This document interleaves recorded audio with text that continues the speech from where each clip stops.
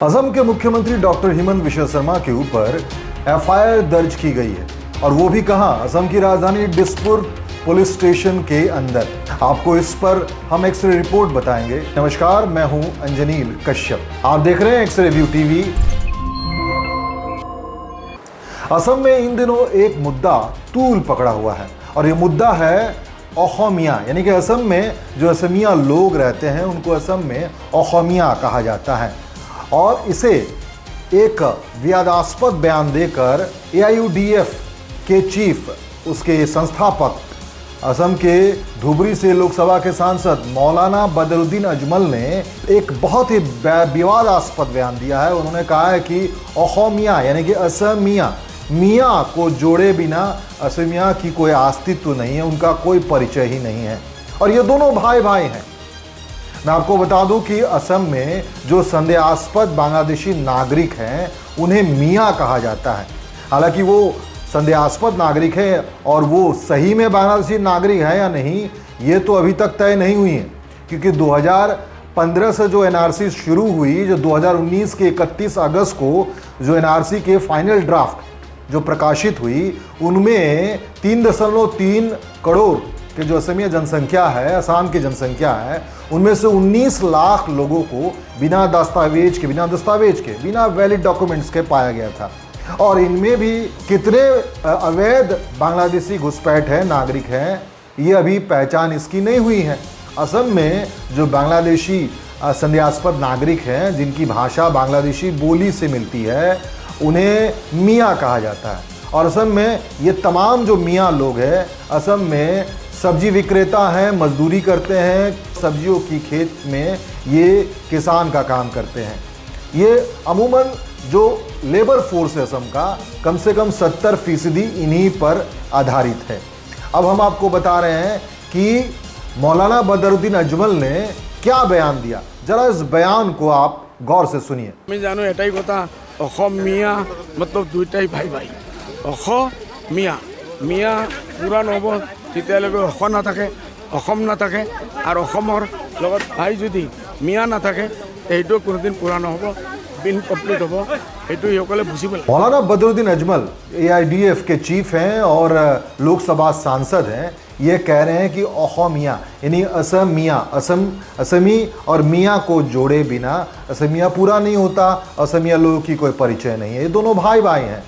अब इस पर प्रतिक्रिया व्यक्त किया है असम के मुख्यमंत्री डॉक्टर हेमंत विश्व शर्मा ने। उन्होंने मौलाना बदरुद्दीन अजमल के इस बयान को अप्रिशिएट किया है, उन्हें एक्सेप्ट किया है। ये तो दुर्भाग्य है पर सच्ची बात है कि मौलाना बदरुद्दीन अजमल ने जो बात कही है वो दुर्भाग्यपूर्ण सही है, क्योंकि असम में जो ओला उबर के भी जो चालक है 70%, या जो ड्राइवर्स हैं वहाँ बसों के, या जो खेती करते हैं, जो सब्जी विक्रेता हैं, लेबर क्लास है, मजदूर हैं, राजमिस्त्री है, काठ मिस्त्री है, जितने भी ये लोग काम करते हैं, तमाम लोग तो 70% मियाँ लोग हैं।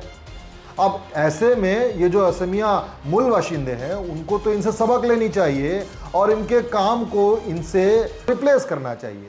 और ये आगे बोलते हैं असम के मुख्यमंत्री डॉक्टर हेमंत विश्व शर्मा कि गुवाहाटी में जो फुटपाथ पे जो सब्जी विक्रेता हैं, जो कथित मियाँ हैं, उन्हें भी रिप्लेस करना चाहिए, उन्हें भी उनके जगह से हटाकर असमिया जो मूल बाशिंदे हैं उनको, बेरोजगारों को आना चाहिए, उस काम को करना चाहिए। ये असम के मुख्यमंत्री डॉक्टर हेमंत विश्व शर्मा का बयान है। अब फिर इस बयान को अलग तरीके से पेश की गई है और ये पेश किसने की? राज्यसभा सांसद अजीत कुमार भुइयां ने। हम आपको बता दें कि भुइयां असम के वरिष्ठ पत्रकार रहे हैं और 2020 में ये असम से राज्यसभा के लिए निर्वाचित हुए हैं और इनको निर्वाचित करने में एआईयूडीएफ, जो मौलाना बदरुद्दीन अजमल की पार्टी है, कांग्रेस और सीपीआई, इन दोनों ने इनकी मदद की थी, जिसके भरोसे, जिसके विश्वास पे ये राज्यसभा के लिए चुने गए थे। और मैं आपको ये भी बता दूं कि 2019 में असम में जो सीएए को लेकर विरोध हुआ था, उस विरोध को बीजेपी के विरोधी दलों के अलावा, यानी कांग्रेस, सीपीआई, एआईयूडीएफ के अलावा भी एक बुद्धिजीवी वर्ग भी खड़ा था और उस बुद्धिजीवी वर्ग को नेतृत्व कर रहा था वरिष्ठ पत्रकार अजीत कुमार भुइयां, जिन्हें 2020 में राज्यसभा भेजा गया असम से। और उन्होंने अब दिसपुर थाने में जाकर असम के मुख्यमंत्री डॉक्टर हेमंत बिश्व शर्मा के उक्त बयान को असंवैधानिक बताया। उन्होंने कहा वो उसने संवैधानिक, असम के मुख्यमंत्री ने संवैधानिक पद का दुरुपयोग करते हुए एक कम्युनिटी को, जो मियाँ कम्युनिटी, उसे कैसे हटाने की बात कह सकती है। ये अपमानजनक शब्द है और एक संवैधानिक पद पे रहता हुआ कोई व्यक्ति इस तरह का बयान नहीं दे सकता है। उन्होंने एफआईआर दर्ज की है दिसपुर थाने में। अब इस एफआईआर पे आगे क्या कार्रवाई होगी ये तो देखने की बात है, लेकिन हम आपको बता दें कि असम की स्थिति, जो बांग्लादेशी, जो जिसे कथित बांग्लादेशी नागरिक कहा जाता है, यानी असम में मियाँ कहा जाता है। आखिर हम बता दें, असम की कुल जनसंख्या जो है, अगर हम मान ले 3 करोड़ 29 लाख, उनमें से 1 करोड़ 7 लाख मुसलमान लोग आते हैं और उनमें भी 29 सीटें जो है विधानसभा की, वो मुसलमान अल्पसंख्यक तय करते हैं।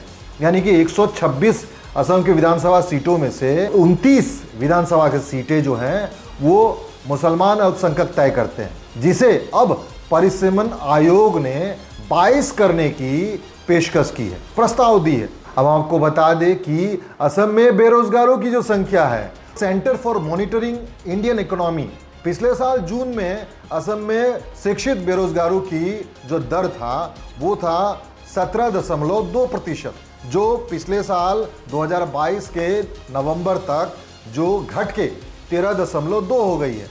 यानी असम में शिक्षित बेरोजगारों की संख्या घटी है और इस साल 2023 के अप्रैल तक असम के डॉक्टर हेमंत बिश्व शर्मा के वादे अनुसार 1 लाख शिक्षित बेरोजगारों को नौकरी दी गई है।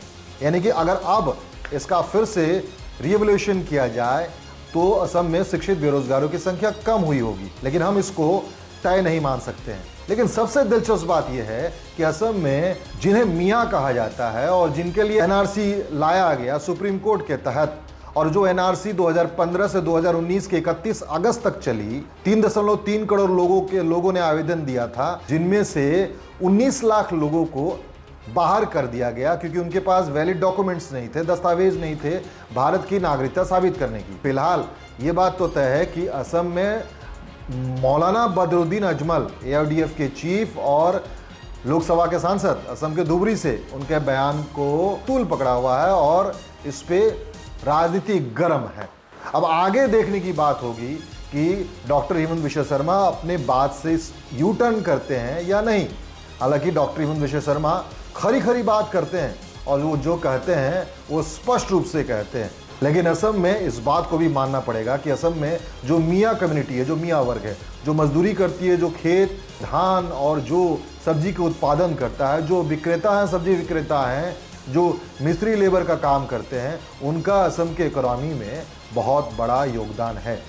और अगर उसको रिप्लेस करना है तो असम के शिक्षित बेरोजगार हो या अनपढ़ बेरोजगार हो, सबको आगे आना होगा। लेकिन पुलिस दिसपुर थाने में जो उनके खिलाफ, इस बयान के खिलाफ, असम के मुख्यमंत्री डॉक्टर हेमंत बिश्व शर्मा के बयान के खिलाफ जो एफआईआर रिपोर्ट दर्ज की गई है अजीत कुमार भूया के द्वारा, उस पर आगे क्या कार्रवाई होती है देखने की बात है। आप देख रहे हैं एक्स रे व्यू टीवी, आप इसे जरूर सब्सक्राइब करें और देखते रहिए एक्स रे व्यू टीवी।